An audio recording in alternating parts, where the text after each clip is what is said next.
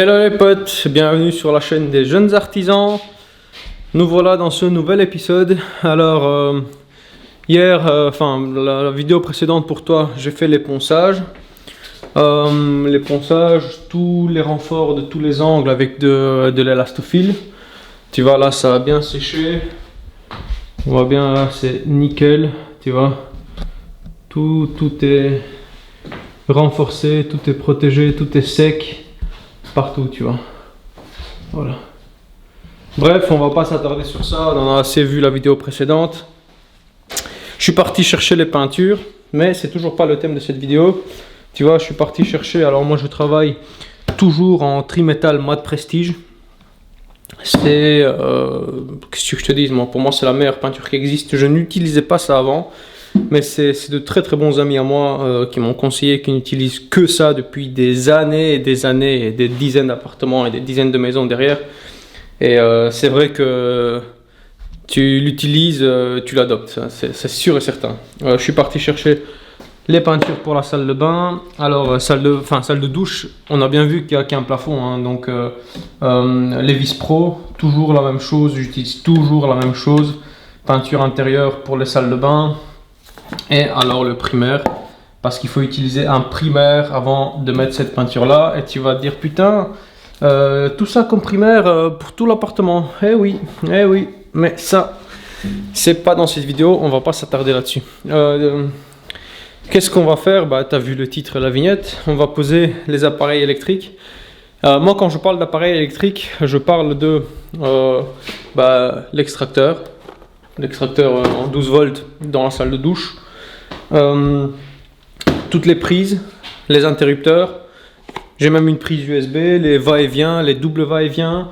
Je te dis tout de suite que si tu espères savoir faire un va-et-vient après avoir regardé cette vidéo, ça va pas être le cas, parce que je ne vais pas m'attarder et te faire un cours sur la pose de chaque interrupteur quand je le poserai, sinon on n'est plus dans le cadre de la rénovation de l'appartement mais dans le cadre d'un cours d'électricité. Je veux bien te faire une vidéo sur chaque appareil électrique, comment l'installer dans les règles de l'art, etc. Il n'y a pas de problème, mais c'est pas le thème de ce chapitre d'appartement, tu vois.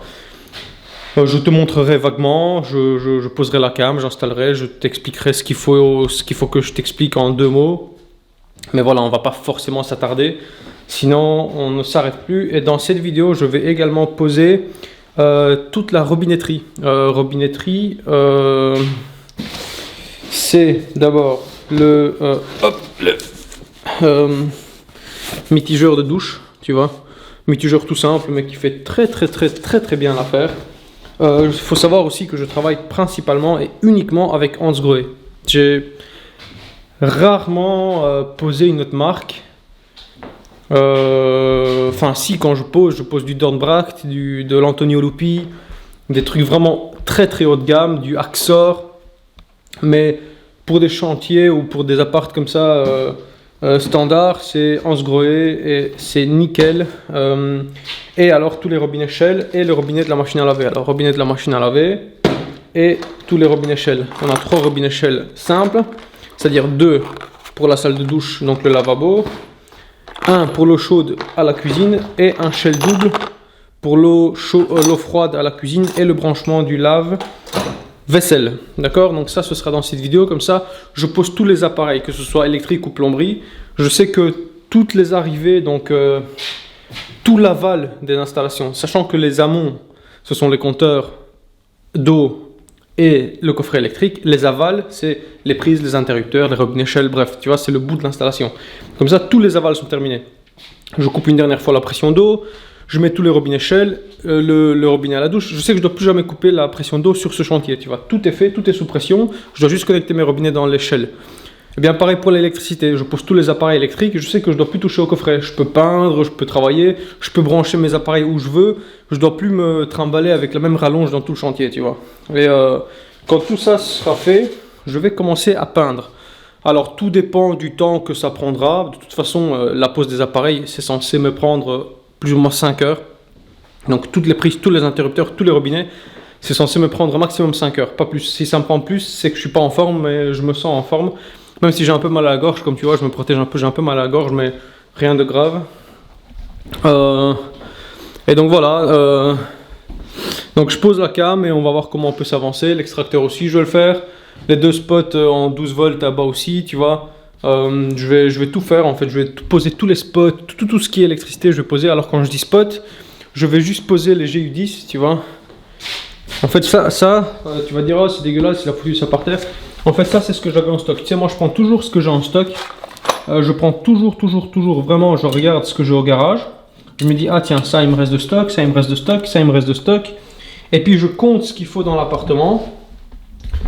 Je compte ce qu'il faut dans l'appartement. Je me dis ah moi ici il me faut 25 prises. Ah bah j'en ai 14 donc j'en achète 11 tu vois. Et pareil tu vois il me faut des doubles interrupteurs. Je dis ah j'en ai, bah je dois plus acheter. Voilà t'as compris tu vois.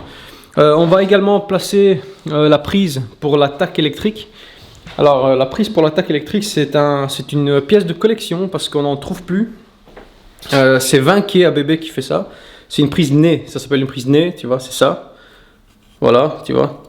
Et tu viens connecter, tu vas voir que je vais te filmer. Mais j'ai eu la chance d'en trouver, alors que c'est en rupture de stock Europe, j'ai eu la chance d'en trouver 10 dans un magasin. J'ai pris les 10, j'ai pas cherché à comprendre, j'ai pris un caddie, j'ai renversé les 10 dans mon caddie, et là il m'en reste 8. Donc j'en ai 10 de stock, je me sens tout puissant, tu vois. Je suis vraiment le seul à avoir des prises TAC. J'ai l'impression dans toute la Belgique, tu vois. C'est vraiment des magasins pro d'électricité, tu vas, il n'y a rien, c'est vide, les rayons sont vides. Donc voilà, ça c'est une pièce de collection, donc on va la poser. Allez, je pose la cam et c'est parti.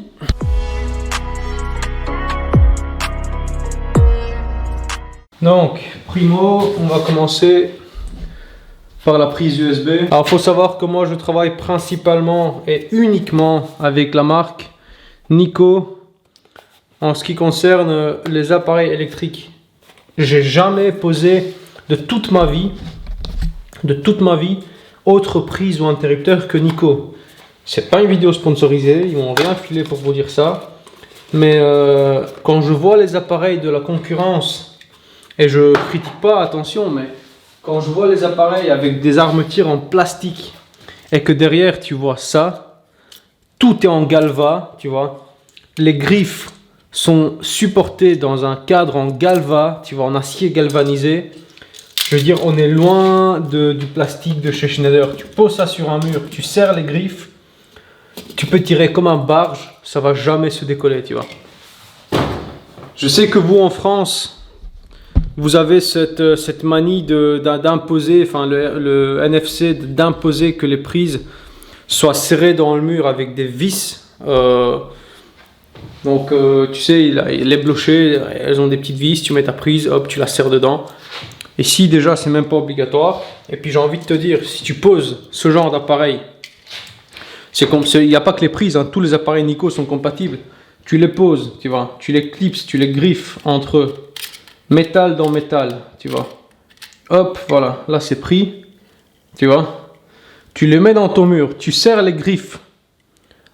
Les griffes vont rentrer dans le plastique. Un jour, on va faire un test. Je vais mettre une prise dans un blocher que j'installe. Je connais la qualité de mes blochers. Le serrer comme il faut, sachant que ça ne se desserre pas avec le temps. Hein. C'est des appareils de bonne qualité. Bah, c'est du pro, quoi. Et on va mettre un truc dans une prise, une fiche. Je vais tirer comme un sagouin dessus. Vous allez voir que le fil va s'arracher de la fiche et que la prise ne va pas bouger d'un millimètre. Donc, pour ceux qui vont avoir tendance à me casser les couilles en me disant ouais, les prises, faut les mettre avec des vis. Non, les griffes sont faites pour ça, tu vois. Donc si vos normes françaises l'imposent, bah, évidemment faites-le. C'est pas moi qui vais réinventer la roue, hein, mais quelque part, si vous posez des appareils qui sont adaptés avec des bonnes griffes, il n'y a pas de problème et il n'y aura jamais de problème. Voilà, ça c'était pour la petite introduction. Moi, je vais quand même mettre un petit time-lapse. Donc je te dis, je ne vais pas t'apprendre à faire l'électricité, hein. Je vais faire des timelapses parce que sinon la vidéo va durer des plombes. Donc allez, pour donner un conseil, tu respectes les couleurs et ça devrait bien se passer. On est sur un appareil de classe 3 ici, pas besoin de terre, donc forcément les terres, je vais les connecter ensemble et je vais les pousser dans le blocher parce que la terre, moi, en fait c'est une continuité pour cette prise là, donc il faut absolument les continuer. Enfin, et même si j'ai dit que les prises se mettent avec des griffes, quand c'est des blochers dans des cloisons, je mets toujours les vis, d'accord? Donc ce que je dis est valable pour les blochers que je mets dans les murs, donc ceux que je plâtre.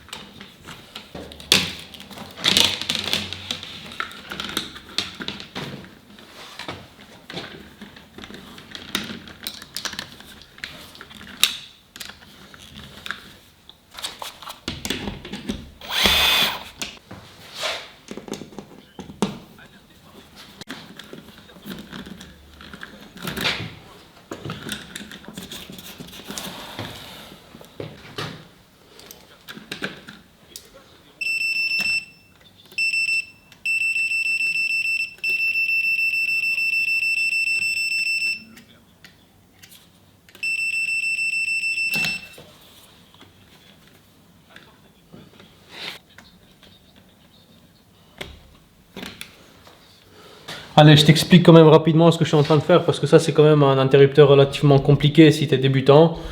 Je suis en train de poser un double va-et-vient alors que c'est pas un double va-et-vient, tu vois. Un double va-et-vient, ça se présente comme ça, hein, c'est un schéma 6 double, tu vois. Tu as un interrupteur va-et-vient sur ce côté-là et un interrupteur va-et-vient sur ce côté-là, tu vois, avec tous les branchements là et là. Alors, moi ce que je vais faire, c'est de faire un double clapet. Donc avec un va-et-vient qui me coordonne la chambre, tu vois, par ici. Et ce clapet-là qui est prévu pour qu'il soit un va-et-vient, de le faire en interrupteur simple pour qu'il m'allume les deux lampes suspendues au-dessus de l'îlot, tu vois. Et donc pour ça, j'ai tout bêtement trouvé l'alimentation. Alors si tu vois aucun fil de terre, rassure-toi, tous les fils de terre sont connectés dans un wago à 8 trous. Et ils sont mis là derrière parce que c'est un blocher simple, sinon j'ai pas la place pour tout faire, mais les terres sont toujours connectées ensemble. Toutes les terres doivent être connectées ensemble, même si elles ne sont pas branchées dans l'interrupteur pour faire une continuité. Allez, donc j'ai trouvé l'alimentation. Maintenant je dois trouver, je sais lequel c'est, le fil qui m'alimente. Regarde, on va faire le test. Le fil qui m'alimente les deux lampes. Donc ça c'est quelque part l'arrivée des lampes suspendues, c'est les deux fils. Ouais, c'est ça. Donc j'ai trouvé, ça c'est les deux fils. Je vais mettre un wago avec 4 trous pour la phase 1. Alors écoute, on va faire simple, on est sur une installation sans neutre, mais on va l'appeler neutre parce qu'il faut le traiter comme un neutre en fait, hein, tout simplement. Donc hop, je vais là-dedans, le neutre de la lampe, je le mets en direct, tu vois. Donc le L1 c'est la phase qui va monter à la lampe. Ensuite, ça, je vais le couper plus court, sinon il va me casser la tête. Voilà. Et tu vois, si je connecte, on va dire les deux phases, donc celle qui vient de la lampe et le L1 qui vient du coffret, donc le 230. Hop. Si je les touche ensemble, là ça va m'allumer la lumière, tu vois. Regarde. Tu vois, donc là ça m'allume la lumière, donc ça il faut le mettre dans un interrupteur. Donc pour ça je vais prendre mon double direction et un des clapets. Alors moi je veux faire les choses logiques, tu vois, sachant que l'entrée de la chambre elle est par là, eh bien je vais mettre ce clapet là pour la chambre et les lampes suspendues sont là, je vais mettre ce clapet là pour les lampes suspendues pour que ce soit dans le bon sens, mais tu le mets comme tu veux. Et donc je vais le connecter en fait dans le L2 et le 2, tu vois, pour le... Regarde. Et donc comme j'ai pas de pilote, bah, évidemment je vais le connecter juste dans le L2 et le 2. Mais si tu le connectes de l'autre côté, tu le connectes dans le L1 et le 1. Tu vois les deux brins. Donc si je le mets, on va faire le test rapidement. Voilà. Je mets dans L2 et 2. Regarde. Tu vois, et là je le traite en fait comme un interrupteur simple. Bon, ça c'est bon. Ça c'était le plus simple. Pour le va-et-vient, je vais définir mes fils pilotes. On va dire que c'est le gris et le brun. Hop. Voilà. De l'autre côté de la chambre, alors même si ici j'ai un double clapet, eh bien le côté lit j'ai un simple clapet parce que c'est juste un interrupteur. Mais tu vois en fait, si comme tu le vois sur la cam, j'ai le va-et-vient qui est là et ça c'est le deuxième va-et-vient, tu vois. Donc si tu vois, j'ai pareil, j'ai L1, 1, 1 prime, L1, 1, 1 prime, c'est juste que c'est un simple. Donc moi ce que je vais faire, c'est que je vais rapidement aller connecter ça de l'autre côté pour pouvoir tester, tu vois. J'ai connecté l'autre interrupteur. Maintenant je prends le pilote ici. Hop, hop. Alors ça va être mon 1 prime. Ça va être mon 1. Je te dis, je suis pas là pour... Enfin, dans cette vidéo, tu vas pas apprendre à faire des interrupteurs, mais je te ferai un petit tuto. Parce que c'est beaucoup plus complexe que juste expliquer en... Tu vois, rien que pour le va-et-vient, on pourrait faire 30 minutes de vidéo. Putain, je me suis pas rendu compte, ça filmait plus. Attends, je vais voir si le micro est allumé. Bah, c'est tout con, hein, j'ai rien fait de... J'ai pas vraiment avancé entre temps, je pense que tu as juste loupé une petite minute. Bref, entre temps, tiens, tant que je suis là, je te montre et puis je fais vraiment des timelapse parce que sinon la vidéo va durer des plombes. Alors concrètement, tu vois, l'interrupteur va et vient, bah il se présente comme ça. Là, je l'allume, j'éteins, on va laisser allumer. On va aller de l'autre côté. Le va-et-vient, je peux l'éteindre d'ici. J'appuie sur le mauvais bouton. Voilà. Voilà. Et là, on va le laisser allumer. Et on va éteindre d'ici. Voilà, tu vois, c'est bien un va-et-vient. Je sais que c'est chiant, je sais que tu as l'habitude que je sois beaucoup plus explicite dans mes explications. Mais c'est pas possible, surtout dans des interrupteurs aussi compliqués que le va-et-vient. Suivi d'un inverseur, d'un permutateur, etc. Donc c'est vraiment, on commence à rentrer dans du gros technique, tu vois. Même si c'est très très évident, il faut que tu le comprends. Mais le problème c'est ça, c'est le temps de comprendre. Donc là j'ai mon retour de la commande. Ça c'est le pontage des phases.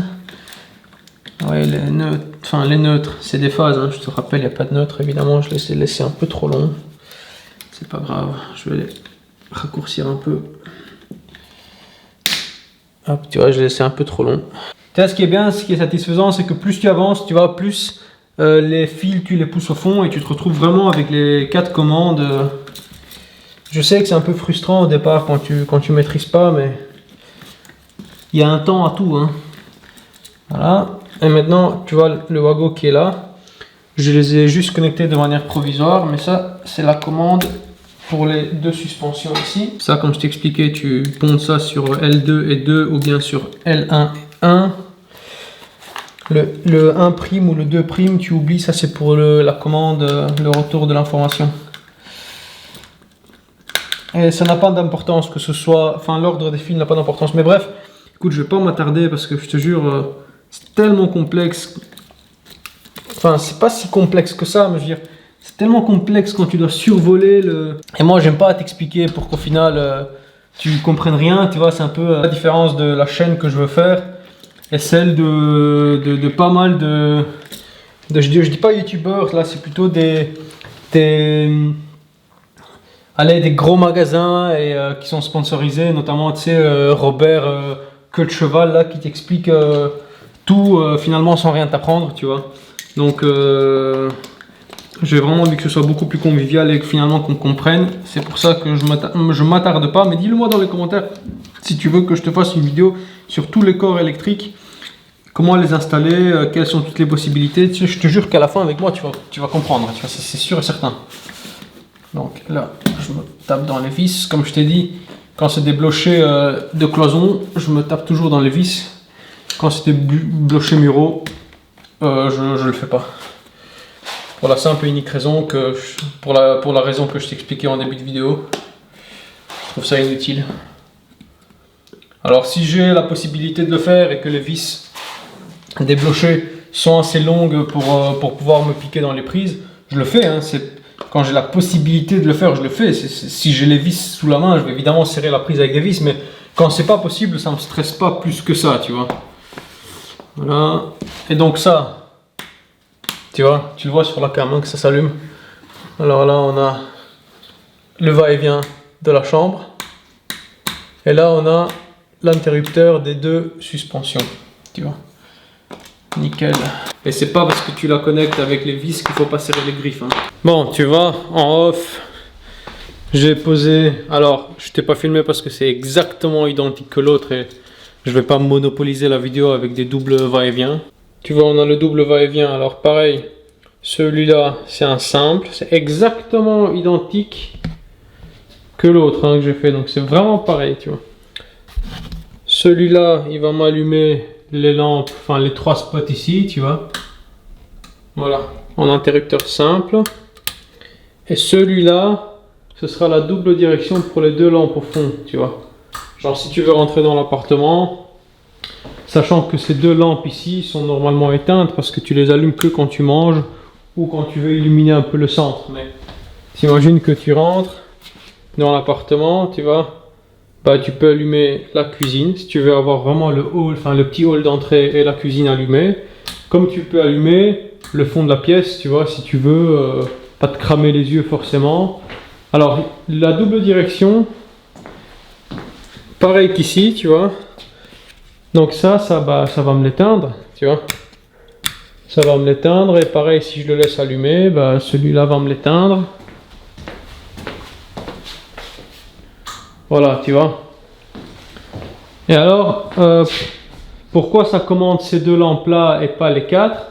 Parce que ça, ce seront les spots qui seront prévus juste pour le dressing. C'est pour ça qu'il y a un deuxième clapet qui est modulé en interrupteur simple pour les 2 spots ici, tu vois. Alors, il faut savoir qu'il y aura 3 dressings. On n'a pas forcément besoin, parce qu'il n'y aura pas de fauteuil devant, d'avoir 2 spots qui crament au fond là devant les dressings pour rien, tu vois. Si on ne cherche pas de vêtements, etc. Et je te dis, moi j'essaye d'illuminer le minimum tout en illuminant le maximum. Tu vois, trop de lumière, j'aime pas. Ça fait pas du tout cosy, c'est moche.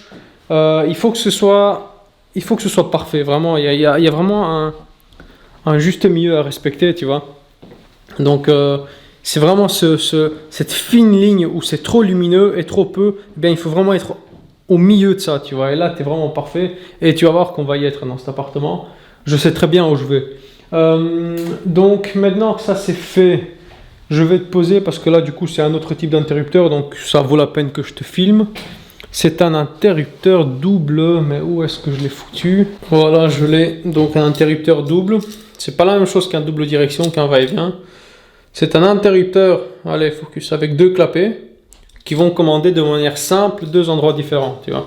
Alors la première manette va me commander le spot qui est là et les 2 spots en 12 volts qui sont là au fond. Et la deuxième manette va me commander l'extracteur qui se trouve là au fond, qui est juste mis en pause simple, tu vois. Je ne l'ai pas encore connecté, mais je le connecterai. Et je t'ai déjà expliqué, si tu as suivi la série depuis le début, pourquoi moi je pose un interrupteur, un extracteur sur interrupteur. Voilà. Donc c'est un peu plus simple que le va-et-vient. Par contre, c'est le même principe. Tu ne t'inquiètes pas si tu ne vois pas de terre. Les fils de terre sont... Ah, tu les vois là, tu vois. Je les ai connectés de manière définitive dans un Wago. Et je les ai mis là-dedans, tu vois. Sinon, ça allait me prendre trop de place dans le blocher. Donc, rassure-toi, on est bon.